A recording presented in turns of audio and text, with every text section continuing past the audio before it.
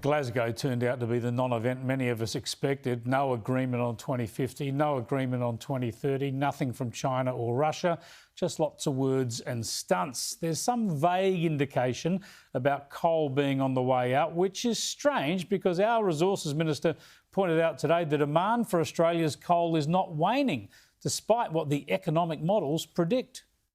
Well, modelling is modelling is modelling. It depends on what the inputs are, what assumptions are made. So what I know is that right now there is the government's own modelling? No, not at all. What I'm saying is there is modelling which is done by a range of economists and others.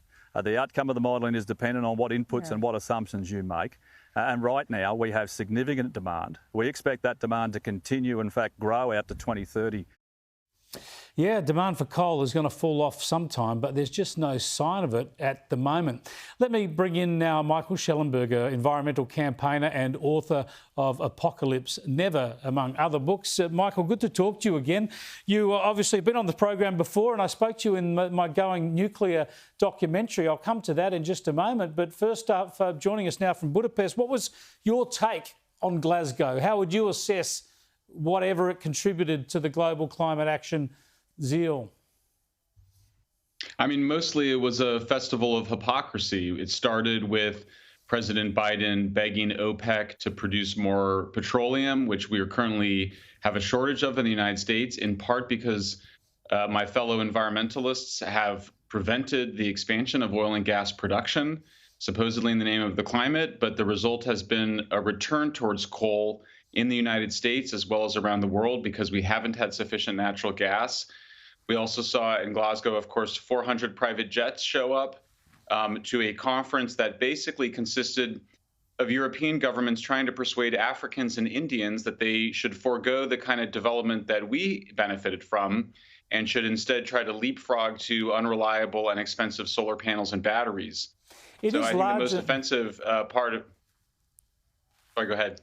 Yeah, sorry to interrupt there. We've got a bit of a delay. But yeah, it is largely a European movement, this. And obviously, though, the Americans checked out and now under Joe Biden, they've checked back in. But how surprising was it and how much of a blow was it to global climate action to have Russia and China effectively not turn up and certainly not sign up to net zero by 2050? Well, I think it's very significant. I mean, I think the thing that you have to remember in the past, Russia and China would show up just as sort of public relations to sort of suggest that they were sort of on board in some way, even if just symbolically. This time, neither President Xi nor President Putin even bothered going to Glasgow. I think it shows newfound strength. It should be a very worrying sign, I think, both for Europe and the United States.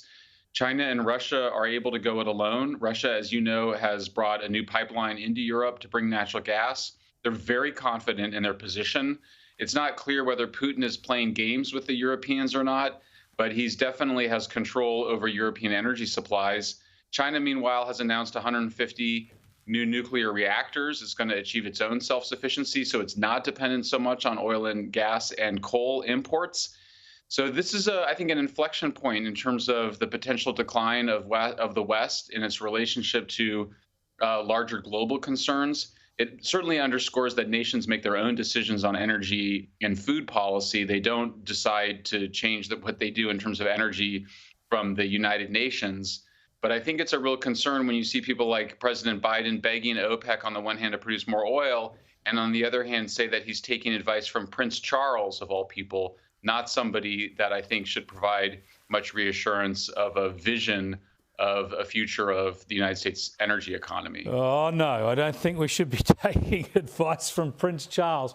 Now, did I miss a big effort or a big focus on nuclear energy in Glasgow, or was it non-existent? Because there's a big focus in the Australian media on other countries telling Australia to get out of coal, to stop exporting our coal, but not a focus on how you can replace that baseload power. And as you know, renewable energy can't do that. If you're going to get rid of coal, you've got to find some other reliable, emissions-free energy to replace it, and nuclear is the only option at the moment. Yeah, I mean, the behavior of certainly Western government leaders towards nuclear has been completely appalling. You have to keep in mind that we now have revelations that 80% of the world's solar panels are made by Uyghur Muslims who are in concentration camps and are allowed to make solar panels as a reprieve from being in those camps.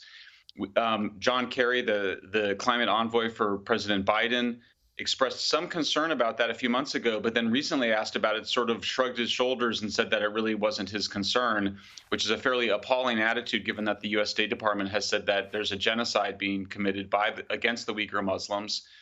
If nuclear had been on the agenda at these climate talks, Chris, it would have changed everything because, as you said, nuclear is the only scalable, reliable, and cheap way to replace fossil fuels.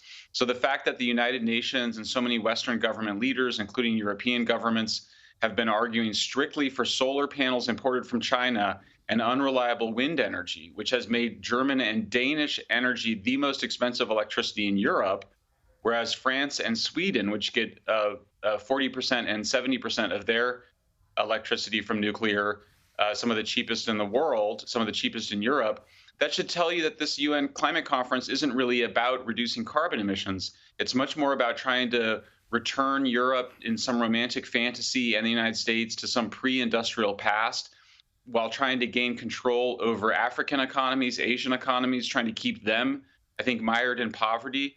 It's a fairly appalling turnabout situation at a time when, again, China is going with 150 reactors over the next 15 years, which is more nuclear reactors than the entire world has built over the last 35 years. President Putin is going big on nuclear reactors at home, in part so he can sell the natural gas to Europe.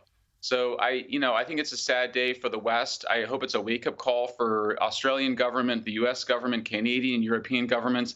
Not sure it will be if they're taking advice from Prince Charles, rather than looking to China and Russia for how countries that are serious about their energy policies behave. Michael, as you were speaking, we're showing some of the massive solar installations across hillsides in China, which make your point strongly about how there's a massive physical footprint for even solar power compared to nuclear. I know that's something you've spoken about before. Thanks so much for joining us. I'd like to talk to you again soon about your latest book, another topic, but hopefully we can catch up again soon.